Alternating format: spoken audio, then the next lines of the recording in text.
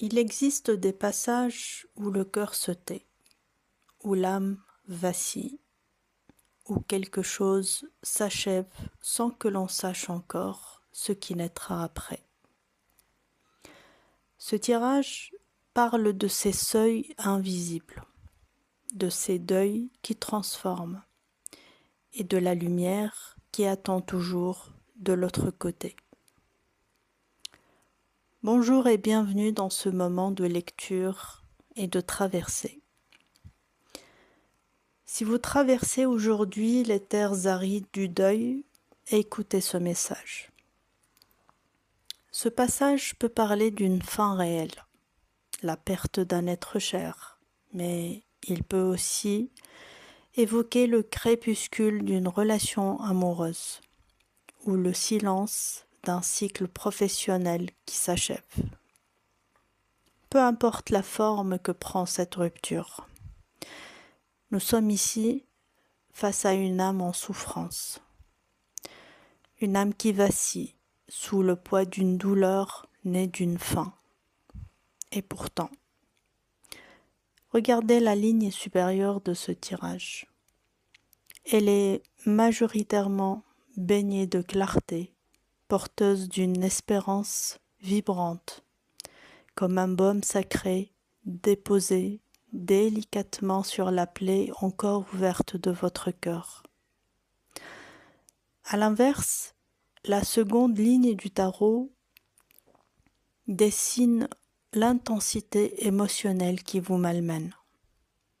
On y lit la douleur brute, le conflit intérieur, cette volonté farouche de tenir debout et de trouver un sens à l'indicible. C'est un rempart que l'on érige contre la violence de l'émotion. Une tentative de rendre ce deuil enfin palpable, enfin saisissable par la raison. Mais sachez-le, ce tirage ne s'arrête pas à la souffrance. Il est le récit d'une élévation, d'un passage sacré qui mène de l'ombre à la renaissance. Tout commence par la carte de la mort et tout s'achève par la carte de l'impératrice, cette figure radieuse, enceinte d'un renouveau. Entre ces deux piliers, le page et le 3 d'épée se font face au centre du tirage. Ils amplifient la lourdeur du départ. Ils rendent la coupure plus vive. Puis vient le 2 d'épée. Signe d'un conflit, parfois une guerre avec l'autre, mais bien plus souvent une dualité intime entre deux parts de vous, celle qui s'accroche au passé et celle qui doit apprendre à s'ouvrir au vide. Il est temps de mettre fin à cette dualité. Il s'agit d'accepter l'absence, d'embrasser la faim et la douleur qui l'accompagne. Car cette épreuve n'est pas là pour vous terrasser. Vous n'êtes pas ce roi malade condamné à la perte. Vous êtes en train de transmuter, de quitter un cycle pour en faire naître un autre. Vous n'émergez pas vide de cette période. Vous en sortez riche d'un apprentissage immense. Vous marchez vers l'abondance de l'impératrice, vers sa fécondité souveraine.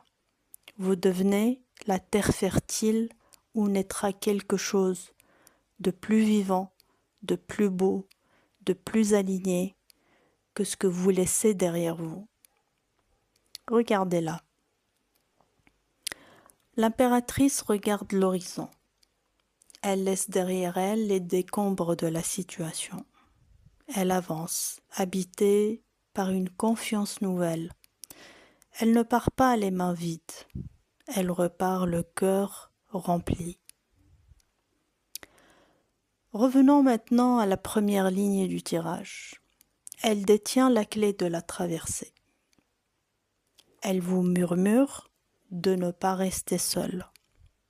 L'univers insiste sur cet entourage qui vous élève, ces alliés qui nourrissent votre joie et soutiennent votre rayonnement. Voyez ces deux amis qui s'illuminent l'un l'autre dans un don d'amour pur. Le partage est votre remède. Vos proches ne sont pas là pour porter votre fardeau à votre place. Ils sont là pour être la lumière qui rendra le chemin vers l'impératrice plus doux, plus bienveillant. La douleur demeure, mais vous êtes porté par la tendresse du monde. Enfin, la carte de la détente nous rappelle une vérité éternelle. La vie est une succession de marées, comme la lune qui croît, s'efface, puis renaît. Nous traversons des phases nécessaires. Chaque cycle apporte son enseignement, même lorsqu'il est inconfortable, même lorsqu'il fait mal. Sachez-le, au cœur même des défis les plus rudes, la vie dépose toujours à vos côtés les outils nécessaires pour traverser l'orage. C'est une loi d'équilibre sacré. Alors si vous vous sentez encore comme ce roi malade, souvenez-vous, vous n'êtes pas seul.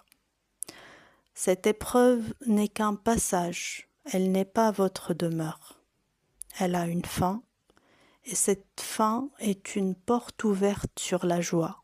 Ce n'est pas seulement ma voix qui vous le dit, ce sont les cartes, c'est le chemin, c'est la destinée qui vous le promet.